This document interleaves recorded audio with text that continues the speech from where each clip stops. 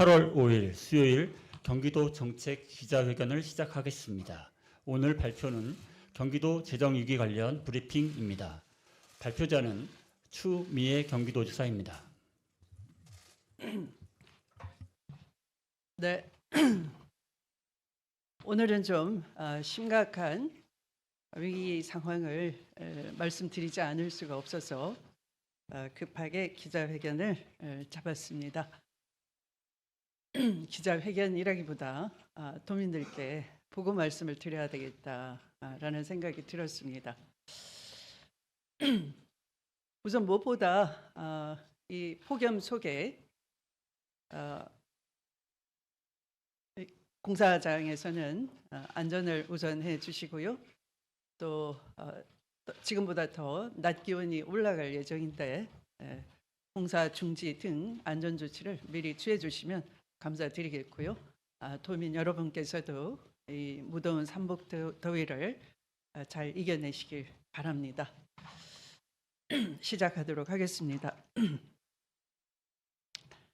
존경하는 1420만 경기도민 여러분, 경기도지사 추미애입니다. 오늘 저는 도민 여러분께 반드시 알려드려야 할 경기도의 현실을 말씀드리기 위해 이 자리에 섰습니다. 최근 우리 경기도의 재정 상황이 심각하다는 이야기를 두고 이것이 일시적인 어려움을 과장하는 것 아니냐, 또는 민선 9기의 공약 사업을 추진하기 위한 명분을 쌓기 위한 것 아니냐, 이런 일부의 오해도 있다는 얘기를 제가 전해 들었습니다. 그런데 이는 오해이고 전혀 사실이 아닙니다. 지금부터는 경기도의 재정 위기 상황을 말씀 올리겠습니다. 우리 경기도는 새로운 공약 사업을 추진하기는커녕 이미 진행 중인 사업조차 온전히 유지하기 어려운 지경에 이르렀습니다. 민선 8기는 예산이 부족하다는 이유로 상당수 민생사업과 필수 사업의 올해 예산을 12개월이 아닌 9개월만 편성했다는 걸 알았습니다. 저는 취임 직후에야 이 중대한 사실과 구체적인 재정 실상을 보고받았습니다. 더욱 심각한 것은 1420만 도민의 삶과 직결된 이 중대한 재정 상황이 도본청 또는 공공기관, 이런 공직사회 내부에서조차 제대로 실상이 공유되지 않았고 그 심각성마저 충분히 인지하지 못하고 있다는 사실입니다. 상황을 제대로 직시하지 못한다면 어떻게 해법을 찾을 수가 있겠습니까? 존경하는 도민 여러분, 이 위기는 결코 일시적 위기가 아닙니다. 경기도는 당장 무려 7,700억 원 규모의 감액 추경을 해야 하는 실정입니다. 예산 담당 부서의 내부 보고에 따르면 내년이 된다고 해서 상황이 저절로 나아지는 것도 아니라는 것입니다. 오히려 세입은 줄고 의무 지출은 늘어나서 재정 여건은 더욱 악화될 가능성이 있다는 말입니다. 하지만 분명한 것은 지금 아무것도 하지 않는다면 불과 2, 3년 뒤에는 기존 채무를 갚기 위해서 또다시 지방채를 발행해야 하는 악순환에 빠질 수 있다는 사실입니다. 더욱 심각한 문제는 이러한 위험을 미리 알고도 근본적인 대책을 세우지 않았다는 점입니다. 2025년 경기도는 한 해 동안 총 3차례에 걸쳐서 약 9,430억 원의 지방채를 발행했습니다. 이는 지방채 발행 한도의 9,460억, 지방채 발행 한도가 9,460억인데요. 99.6%에 육박하는 수치인 것입니다. 이런 지방채 발행은 20년 만에 처음 있는 일이었다고 합니다.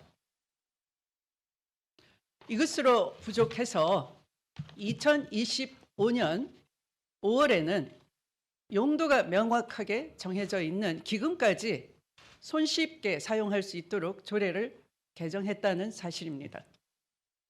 그리고 이후 세 차례 걸친 추경을 통해서 각종 기금에 있던 약 5,588억 원의 재정을 통합 개정을 거쳐서 일반 회계 등으로 끌어다 사용했습니다. 일예로 남북 교류와 평화 협력 사업을 위한 남북 협력 기금이 경기도에도 있습니다. 384억인데요, 기금이. 통합 개정에 거의 대부분에 해당하는 340억 원을 예탁 이전을 하고 그걸 일반 계정으로 옮겨서 써버린 겁니다. 그러니까 얼마 남았겠어요? 44억 원 남았어요. 그런데 꼭 해야 되는 사업이 금년에 20억, 내년에 20억 쓰고 나면 없는 거예요. 기금이 제로원인 겁니다. 그러면 접경지를 끼고 있는 경기도에서 남북 평화의 협력을 위한 여러 기획된 사업들을 할 수가 없는 거죠. 해당 실국은 존재할 이유가 없는 거예요. 돈이 없기 때문에, 할 일이 없어서. 그런데 그 기금을 그냥 통합 개정에 넣고 일반 회계에 전입해서 쓰겠다는데 그냥 묵인을 한 거예요. 있을 수 있는 얘기입니까, 이게? 도지사의 보조기관으로 각 실국이 있는 것은 민주적 행정 원리에 따라서 제동을 걸라고 있는 거예요. 도지사 한 사람이 마음대로 끌고 간다고 다 되는 게 아닙니다. 도의회가 막 예산 늘리라고 해서 갈 수 있는 게 아닙니다. 집행부의 전문성이 있어요. 각 실국에 고유 업무가 있어요. 제동을 걸어야 되는 것이죠. 그렇게 안 하고 함께 다 그 기금을 다 틀어 쓰는데 동의를 한 것이죠. 이건 한 예로 든 것이죠. 고유 사업 목적이 있는 각 기금이 아까 말씀드린 대로 5,588억 원이 그런 식으로 통합 개정을 통해서 집행이 됐다는 거예요. 통합 개정은 뭡니까? 통합 안정화 개정이라는 것은 비상금고에 해당되는 겁니다.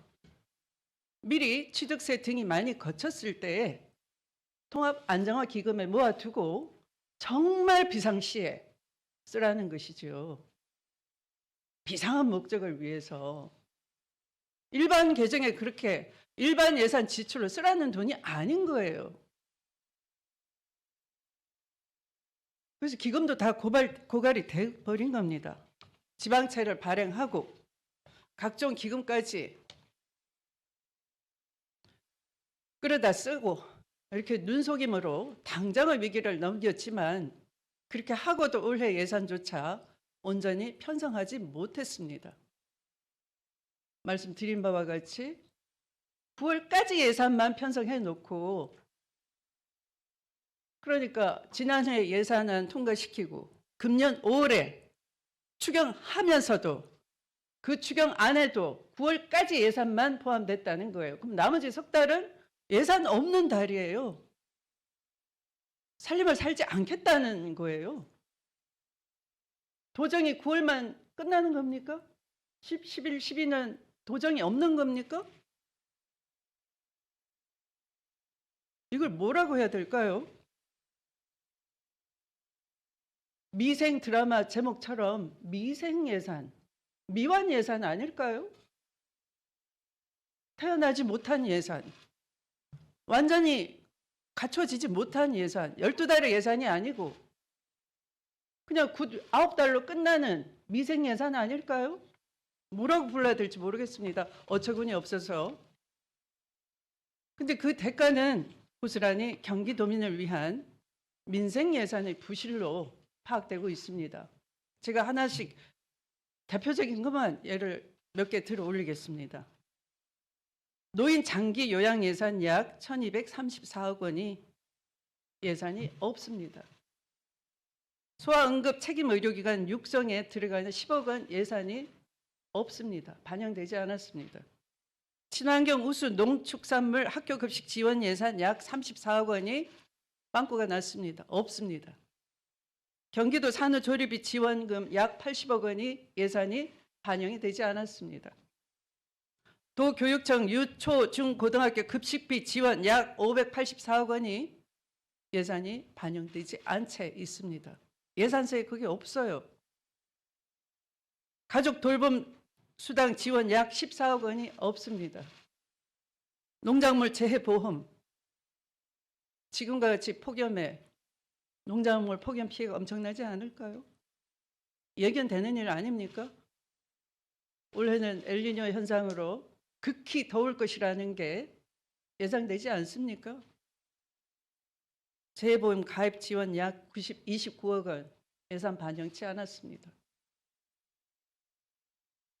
시내버스 공공관리재 운영 지원 예산 약 291억 원을 비롯한 필수 민생 사업은 이렇게 10월부터 11, 12 석 달치 예산은 아예 편성조차 못했다는 것입니다. 이렇게 마른 땅에 풀 한 포기조차 남기지 않은 것이죠. 더 이상 끌어다 쓸 재원도, 더 이상 위기를 미룰 여력도 전혀 남아있지 않다는 것입니다. 조금이라도 일찍 재정 상황을 투명하게 공개하고 구조조정에 나섰다면 선제적으로 대응할 수 있었을 것입니다. 그러나 임시 방편으로 기금 끌어다 쓰고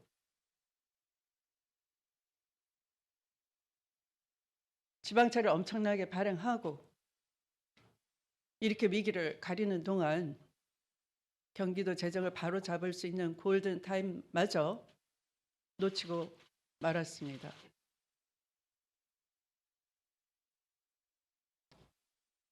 존경하는 경기도민 여러분, 시간이 흐른다고 경기도 재정 상황이 저절로 좋아지지는 않습니다. 지금의 세입과 세출 구조를 이대로 방치한다면 재정 위기는 해마다 깊어질 수밖에 없습니다. 경기도의 전체 예산 약 41조 7천억입니다.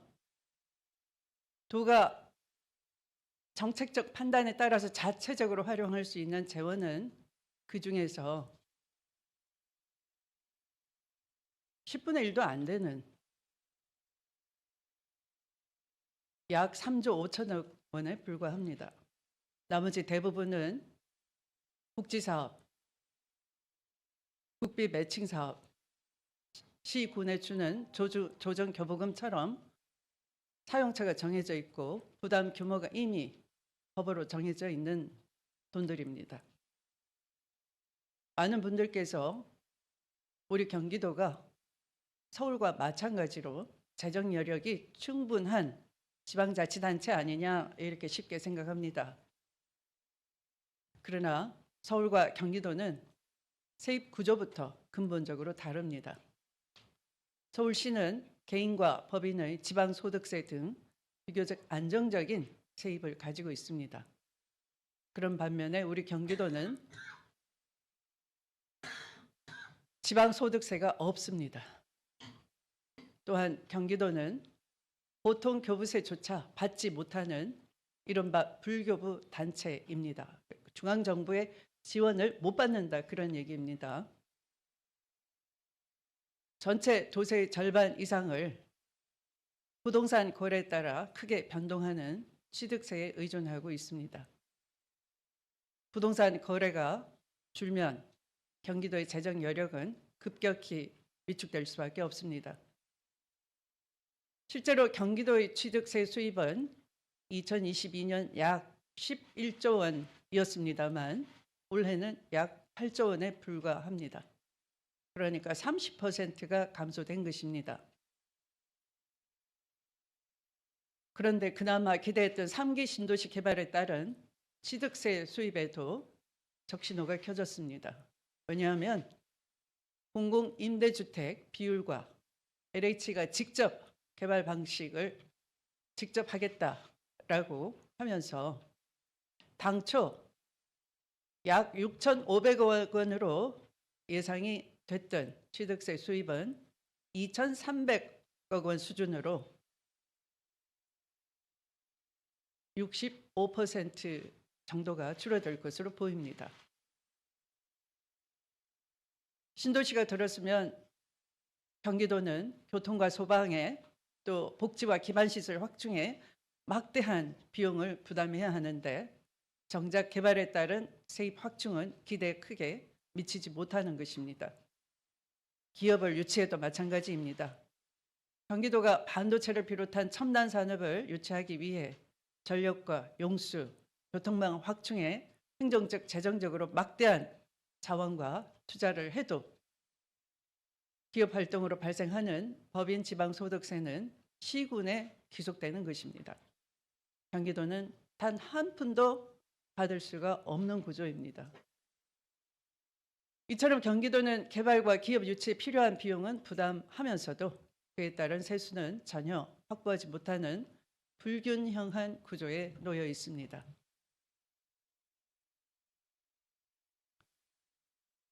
이처럼 세입은 줄어드는데 경기도가 부담해야 할 재정 수요는 빠르게 증가하고 있습니다. 현재 경기도의 복지 예산은 전체 예산의 약 49%에 달합니다. 지금 같은 증가세가 이어진다면 머지않아 전체 예산의 60%에 이를 수가 있습니다. 2022년 이후 경기도 전체 인구는 약 30만 명 증가했습니다. 그런데 65세 이상 고령 인구는 22년도에 190만이었던 것이 같은 기간 250만으로 늘어나면서 무려 60만이나 증가했습니다. 이것은 무엇을 의미합니까? 그만큼 복지비 지출이 엄청 늘어난다는 것이죠.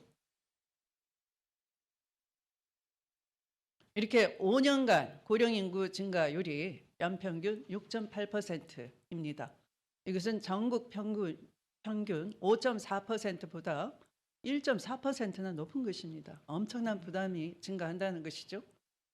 이렇게 대규모 인구 유입과 고령화로 인한 복지 수요가 앞으로 더 크게 늘어날 수밖에 없는 구조인 것입니다. 재정 수요를 충분히 감당할 수 있는 경기도 재정의 정상화가 절박한 이유입니다. 그렇다고 결코 우리 경기도의 미래를 포기할 수는 없습니다. 지금의 위기를 숨기거나 다음 세대에 떠넘기지 않아야 하는 겁니다. 그래서 도민 여러분께 제가 있는 그대로 보고 드리는 이유도 여기에 있습니다. 저는 경기도의 구조적인 재정 문제를 해결하기 위해 최근 기획예산처 장관을 직접 만나 제도 개선을 건의했습니다. 그 건의가 당장 반영될 수도 없고 아마 많은 토론과 논의를 더 수렴해야 될 것으로 보입니다.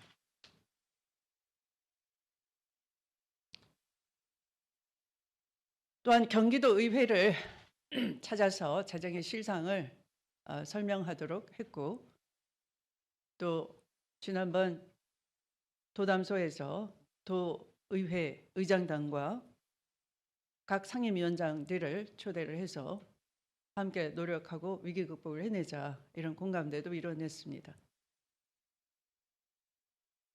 그렇다고 중앙정부의 제도 개선만 기다릴 수도 없고 경기도만의 힘으로 이 위기를 해결할 수도 없는 것입니다.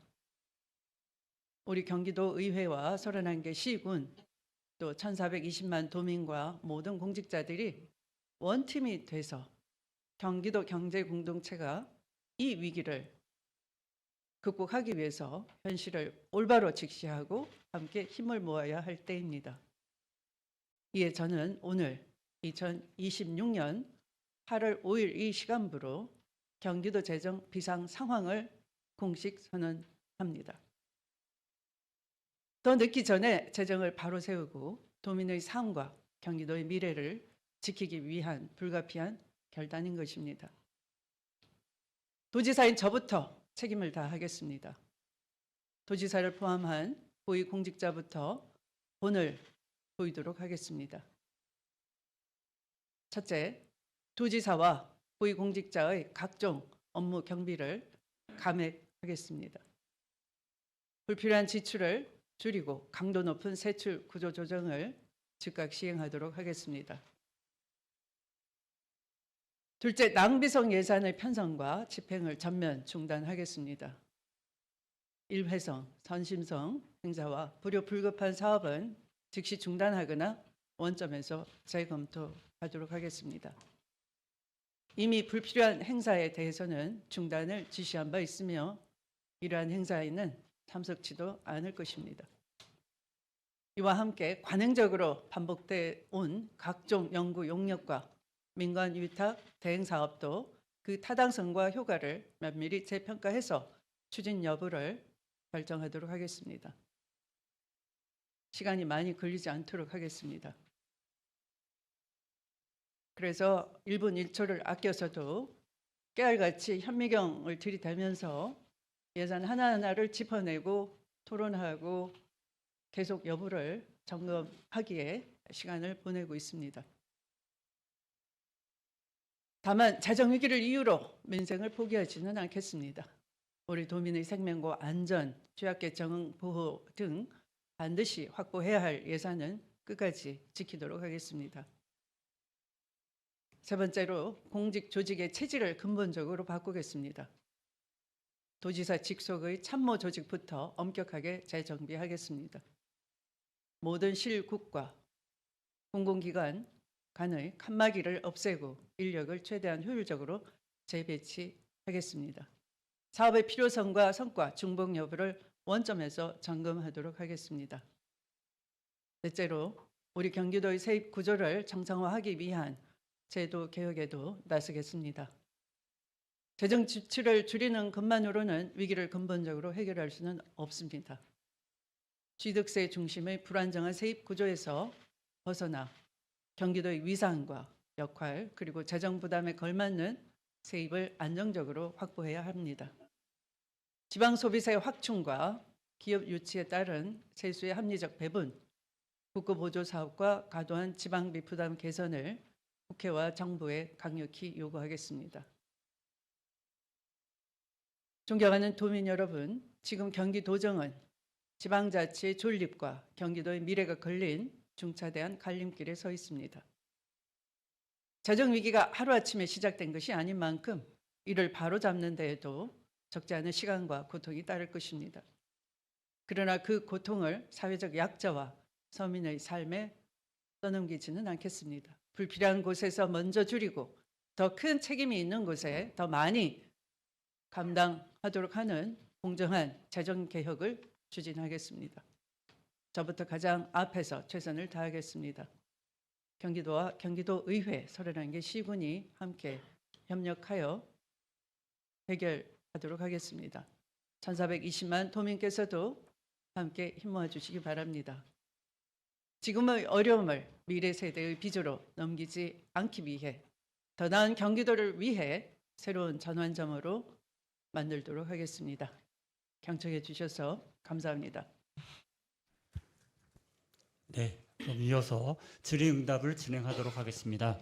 질문하실 기자분께서는 손을 들어주시고 질문하시기 전에 소속과 성함을 먼저 말씀해 주시면 감사하겠습니다.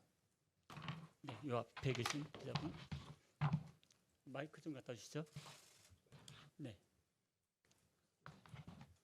여기서 키셔도 됩니다. 네, 한국경제신문의 정진욱 기자입니다. 지사님. 어디 계시나요? 네. 지사님 취임 초기에 이제 경기도 재정 비상 상황을 공식 선언하셨는데요. 이 취임하신 지 얼마 되지 않은 상황에서 이 재정 비상 상황을 이 선언한 건 좀 흔치 않은 결단이라고 생각을 합니다. 그래서 이 선언이라는 형식을 선택하신 이유와 그리고 왜 지금 이 시점에서 도민들에게 공개해야 된다고 판단하셨는지 설명을 좀 부탁드리겠습니다.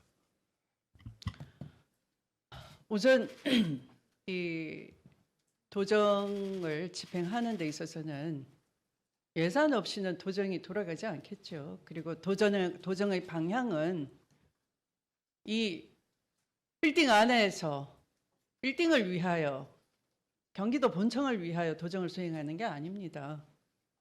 공직의 봉사성은 무한하고 책임은 한계가 없는 겁니다. 그리고 그 시선은 도민에게 가 있어야 하는 겁니다.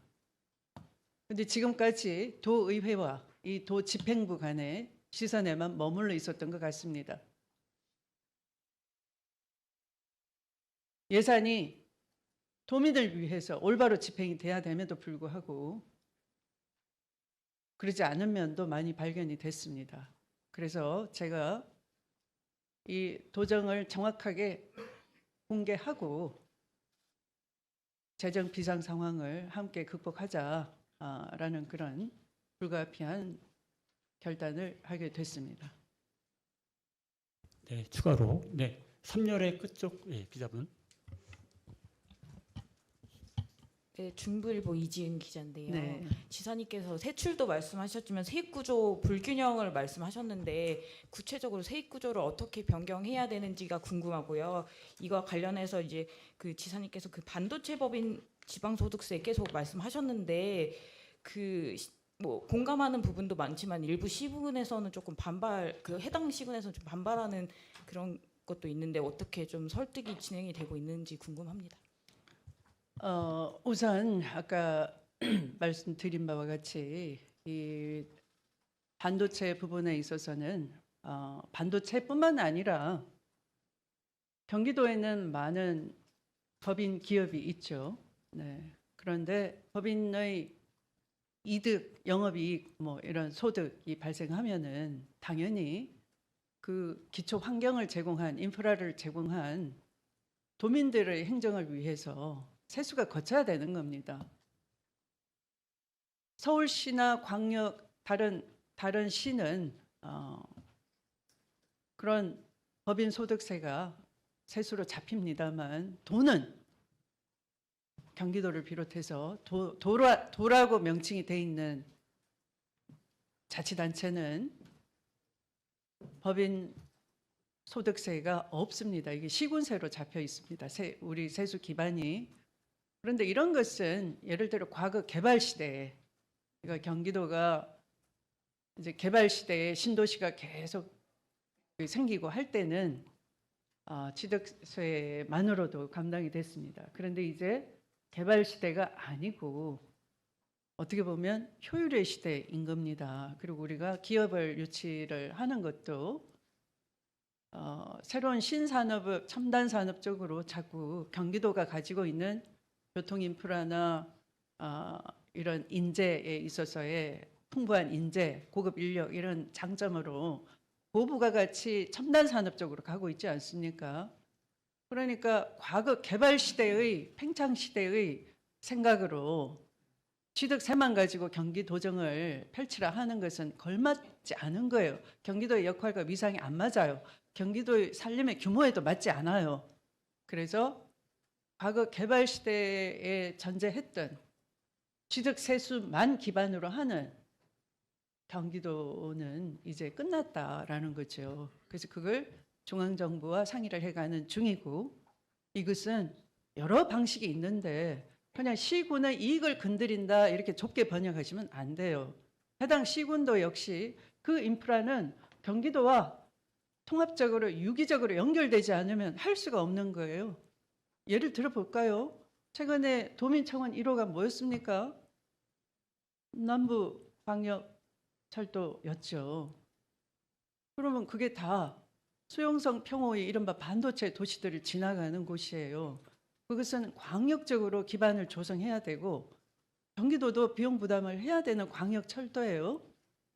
그런데 경기도는 세수가 없어요. 그 교통 인프라를 깔고 아무리 그쪽에 소부장 기업이 들어와도 경기도는 돈만 되지 도민이 세수 한 푼 갖고 오지 못한다 하는 것은 말이 안 되잖아요. 그걸 지적하는데 해당 시군마다 왜 내 밥그릇 뺏어가 이렇게 보면 안 된단 말이에요. 그건 유기적으로 연결되는 철도이지 평택에서 반대한다고 그럼 평택에서 그 광역철도가 끊기면 되겠습니까? 평택 시청에서 출발해서 평택 끝자락까지만 도로 연결하면 되는 겁니까? 안 되잖아요. 종착역이 서울일 거 아닙니까? 서울까지 오는 데는 여러 시군을 거쳐야 돼요. 그럼 그걸 유기적으로 잘 연결하는 도민의 혈세가 들어가는데 왜 도민은 그걸로 인한 법인들, 기업들이 들어오면 법인이 창출하는 이익은 그 인프라 덕분인데 왜 도세를 구경도 못하게 하나요? 그건 말이 안 되잖아요. 우리는 시군 시민이기도 하고 도민이기도 하고 대한민국 국민이기도 하고 역할과 목적이 다 있는 거예요. 그 목적에 맞는 세수 기반이 있어야 되는 거 아니겠습니까? 근데 왜 그게 시의 이익을 침해하나요? 아니에요. 통합적으로 하자라는 거죠. 또 질문이 뭐였습니까? 중앙 어떻게 제도 개선? 구체적 제도 개선은 제가 오늘은 재정위기 선언을 말씀드렸고요. 구체적인 건 다음 기회에 말씀을 드릴게요. 네. 추가로 질문 받겠습니다. 예, 가운데. 네, 저는 경인일보 김태강 기자입니다. 네. 오늘 말씀하신 것 중에 약 7,700억 원 규모의 감액 추경을 해야 한다고 말씀해 주셨는데 지금 사실 도청 내에선 현실적으로 어렵다는 그런 반응들이 나오고 있어서 혹시 좀 이 부분 가능한지 좀 여쭙고 싶고요. 추가로 지금 감액을 위해서 용역을 중단하고 또 이로 인해 좀 계약이 해지로 이어질 우려도 나오고 있는데 이렇게 되면 도의 행정에 대한 어떤 신뢰가 흔들릴 수 있다는 우려도 나옵니다. 또 이에 대해서도 좀 설명 부탁드립니다. 신뢰 중에는 여러 신뢰가 있는데요. 근본적으로 9달 예산만 편성하고 석 달치 예산은 전혀 예산을 편성하지 않았다라는 신뢰의 구멍이 가장 큰 위기 아닐까요? 신뢰를 말아먹은 거 아닐까요? 여러분들께서 가장이신데 26년 내 소득이 얼마고 연소득이 얼마고 지출이 얼만데 이런 가게도 규모가 있을 거 아니겠어요? 그런데 내가 금년 9월까지 추석 때까지만 살림을 짜고 나머지는 모르겠어. 내가 로또를 맞든지 뭐든지 모르겠어.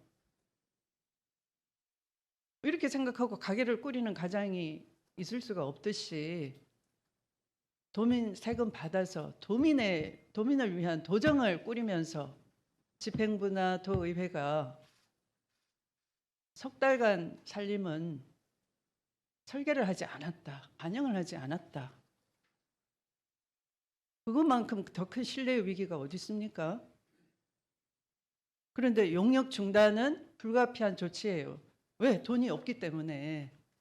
용역은 미래에 드는 사업이에요. 그리고 그 용역을 해봐야 사업에 반영될지 안 될지 불투명한 건데 아까 제가 한 8개 꼽아서 말씀을 드렸죠. 예를 들어 학교 급식 우리 아이들한테 밥 굶으라고 할 수 있습니까? 그게 더 중요할까요? 연구 용역비가 더 중요할까요? 그건 여러분이 판단해 보십시오. 그리고 이게 가능한지 안 한지는 제가 모르기 때문에 중대 선언을 하는 겁니다. 만약 가능하면 제가 비상이라고 선언 안 하죠. 저 해냈습니다. 하죠. 보고회를 하겠죠. 업무 보고 들어보니 이게 위기인데 묘수를 찾았습니다. 해냈습니다. 웃으면서 보고를 하겠죠. 근데 이런 침울한 얼굴로 이렇게 여러분께 말씀드리는 것은 저도 묘수가 안 보이기 때문에 그렇다고 더 이상 숨기거나 감춰서는 안 된다. 도민의 알 권리가 있겠죠. 당연히. 괜히 나올 구멍도 없는데 이유 없이 이 땡볕에 와서 띠두르게 해서는 안 되겠죠. 이렇습니다라고 보고를 해야 되겠죠. 네, 기자회견 시간 상당 기간 좀 지연된 관계로요. 저희가 추가로 질문 한 개만 더 받고요. 나머지 부족한 부분은 대변인실을 통해서 답변을 드리도록 하겠습니다. 네, 죄송한데, 예, 이쪽 마지막. 네, 지사님 기후일보 김기훈 기자입니다. 네. 그 이 재정 특히 경기도 재정에 관한 지적은 이제 지난해 국정감사에서도 좀 있었는데요. 당시에 이제 김동연 지사께서는 부채 걱정 안 해도 된다, 경기도 충분히 갚을 수 있다 이렇게 말씀을 하셨는데 그 민선 8기의 경기도와 민선 9기의 경기도가 그 채무를 바라보는 시각이 좀 다른 것 같은데 어디에서 오는 차이인지 좀 여쭙고요. 또 두 번째로 지금 그러니까 이렇게 지금 재정 어려운 상태에서 이제 재정 구조조정 그다음에 이제 뭐 이런 것도 말씀하셨는데 좀 최우선적으로 좀 구조조정 순위에 두고 계신 건 어떤 부분인지 좀 여쭙습니다. 여러분들께서 은행에 신용대출 받으러 가면은 담보를 요구하겠죠. 그것은 내가 가치를 평가하는 게 아니잖아요. 담보 가치는 누가 평가합니까? 대출자가 평가를 하겠죠. 그리고 대출자와 대출을 그러니까 돈을 빌려주는 쪽에서 평가를 은행 측에서 하겠죠. 그런데 은행이 상당히 주관적이다. 나는 고가품인데 은행은 이걸 별로 고물 취급을 한다. 그럴 때는 뭐가 있어야 될까요? 감정인의 감정 평가가 있어야 되겠죠. 그래서 그걸 객관화하는 거 아닙니까? 신용을. 그러면 집행부 수장이 갚을 수 있다라고 하면은 봐야 되겠죠. 예산서를. 예산서를 봤더니 기금을 고갈시켰어요. 지방채를 99% 발행했어요. 지방채 공짜입니까? 이자가 나날이 지금 이 순간에도 이자 나가요. 그러면 기금을 전용하면 그게 공짜입니까? 기금도 이자가 있어요. 나날이 이자가 있는데 제가 말씀드렸죠. 이대로 가면 또 지방채 발행해서 예산에 지출되는 게 아니라 채무 돌려막기를 해야 된다. 지방채 발행해서 앞에 발행한 지방채 갚아야 되고 그런 악순환인 거예요. 20년 만에 지방채 발행을 3번이나 해놓고 갚을 수 있다. 갚을 수 있겠죠. 또 지방채 발행해서. 그건 장부상 갚은 거지. 빚을 계속 떠넘기는 거죠. 빚을 떠넘긴 결과 지금 작금의 재정 위기 비상 상태에 이르러는 거죠.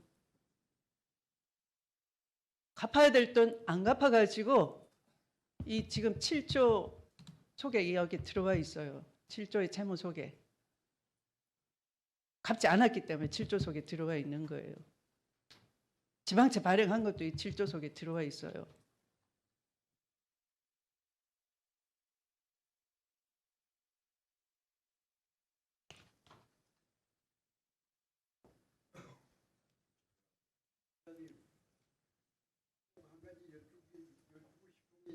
네. 네. 네.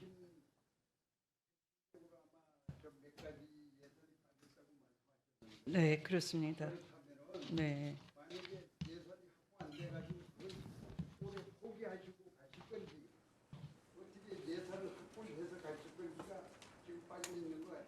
네. 그건 다음 기회에 말씀을 드리겠습니다. 제가 지금 아직 깨알같이 보느라고 절반도 보고를 못 받았는데요. 이 방대한 조직의 예산을 그냥 하나하나 보고 있습니다. 근데 너무 놀랍습니다. 나날이 기절초풍할 지경입니다.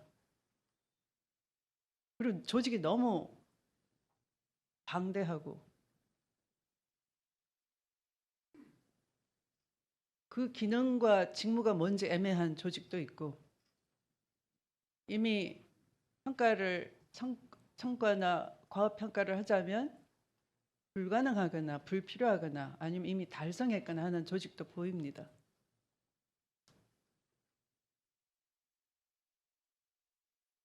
이 도정 자체에 드는 것 중에 이렇게 조직 운영비 이런 건 최대한 절감을 하겠고요. 조직을 좀 더 기능적으로 효율적으로 재편을 하겠고요. 그러면서 지금 우려하시는 제가 이 민생예산 부실 편성 이것에 대해서는 사실은 이걸 보고 드리는 이유는 이 예산을 놓고 가겠다가 아니라 이렇게 절박한 예산도 빼먹었습니다 하는 그 위급성을 말씀드리는 거예요. 제가 말씀드렸죠.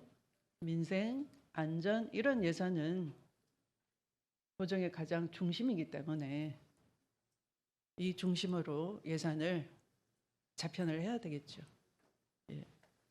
네, 그러면 앞서 양해드린 대로 이상으로 기자회견을 마치고요. 참석해 주신 기자 여러분들 감사드립니다. 네, 협조해 주셔서 고맙습니다.